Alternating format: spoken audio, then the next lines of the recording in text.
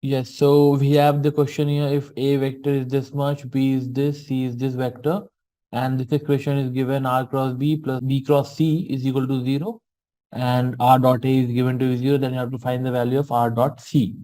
Okay, so what is happening here? This thing. Okay, so let's use this expression. We know the property of cross product A cross B is negative of B cross A. Cross product is not commutating, and in fact A cross B is equal to negative of B cross A. Okay, so we'll use this property and rewrite this thing here. R cross B plus I'll write negative of C cross B is 0. So this is the same as R cross B minus C cross B is 0, and it's the same as R minus C, this vector cross B is 0. Okay, so that means R minus C is a vector. Okay, this R minus C is a vector. Cross product with vector B is giving you 0. That means when do we get the cross product of two vectors to be 0? When the vectors are collinear. Okay, then only we can get the cross product of two vectors to be 0. That means it is suggesting that the vector R minus C is nothing but collinear with vector B. That means it is lambda times the vector B. Okay. Now that means the vector R can be written as the vector C plus lambda times vector B. Okay. So this is the expression we have from this piece of information here. Okay. This one. Now next we'll use the other information that is given. R dot A is 0. So this expression that we have got here, we'll take the dot product with A on both the sides. Okay. Dot product is a commutative operation.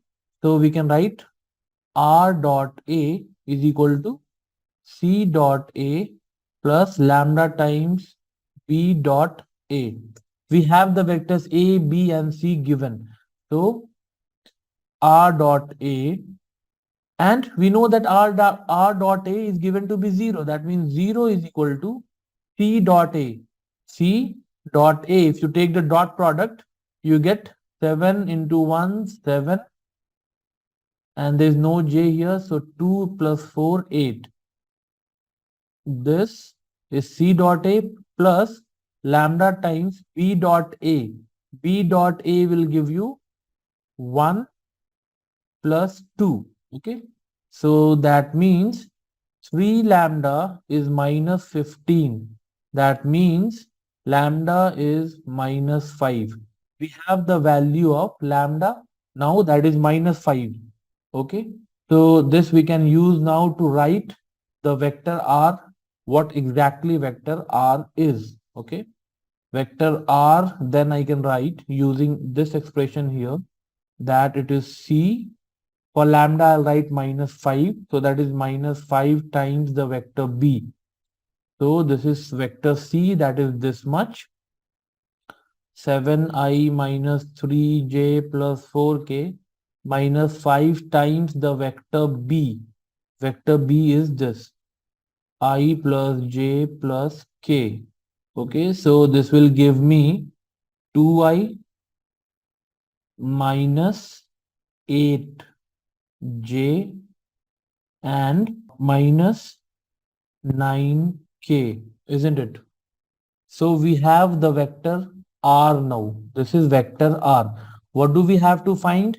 R dot C, right? So if I have the vector R, I can now very easily write the dot product of R and C.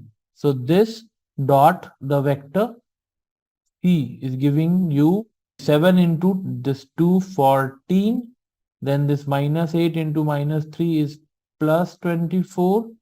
And sorry, this is K, right? So minus 5. Sorry, I made a mistake here. This is going to be minus K simply, right? This R vector, this is 4K and this is minus 5K. So you are going to get minus K only. So R vector is this much, okay? 2i minus 8j minus K, okay? So R dot C is going to be 14 plus 24, and this 4 into this minus 1 is negative 4. So this is giving me 34. R dot C I am getting as 34.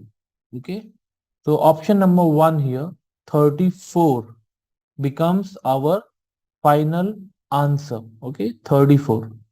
Thank you.